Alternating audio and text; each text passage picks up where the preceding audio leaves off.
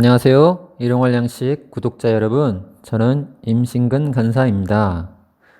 오늘 본문 말씀은 전도서 5장 10절에서 20절 말씀입니다. 말씀의 제목은 맨몸으로 왔다가 맨몸으로 가는 인생입니다. 보통 대부분의 사람들은 재물을 모으고자 하는 생각을 합니다. 재물이 주는 만족감, 안정감이 있기 때문입니다. 오늘 전도서 말씀은 조금 다른 이야기를 합니다. 전도서 5장 10절에서는 은을 사랑하는 자는 은으로 만족하지 못하고 풍요를 사랑하는 자는 소득으로 만족하지 아니하나니 이것도 헛되도다. 만족을 위해 모았던 재물이 만족을 주지 못한다고 말씀합니다. 창세기 말씀에는 생명보다 물질에 미련을 버리지 못해 목숨을 잃은 사람이 있습니다. 여러분도 잘 아시는 롯의 아내입니다.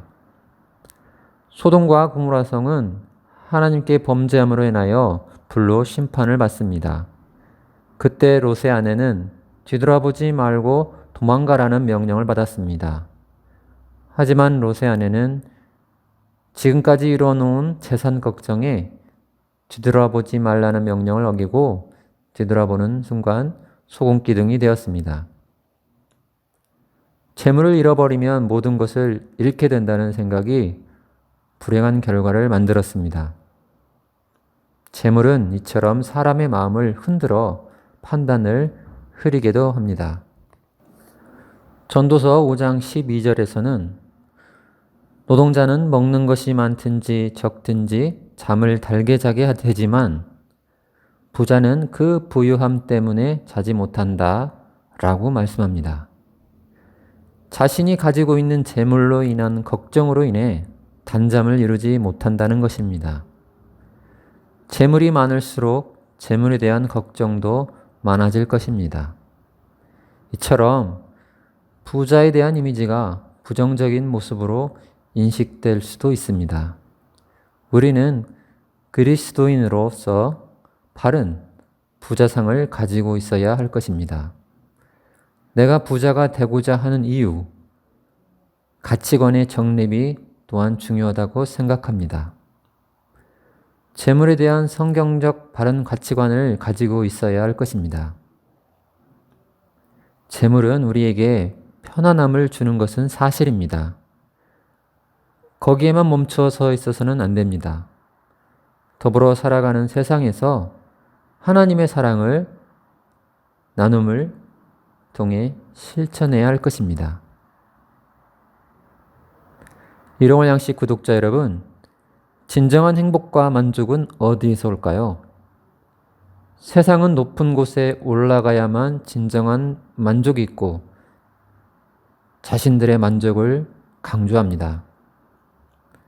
그러나 예수님은 그와는 반대로 낮은 곳으로 내려가라고 말씀하십니다. 베풀며 이웃을 섬기는 자세로 살라고 하십니다. 성경은 말씀을 따라 좁은 길을 가라고 하십니다.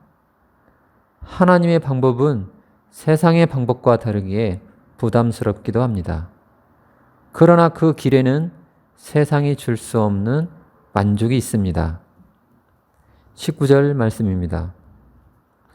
또한 어떤 사람에게든지 하나님이 재물과 부유를 그에게 주사 능히 누리게 하시며 제 몫을 받아 수고함으로 즐거워하게 하신 것은 하나님의 선물이라.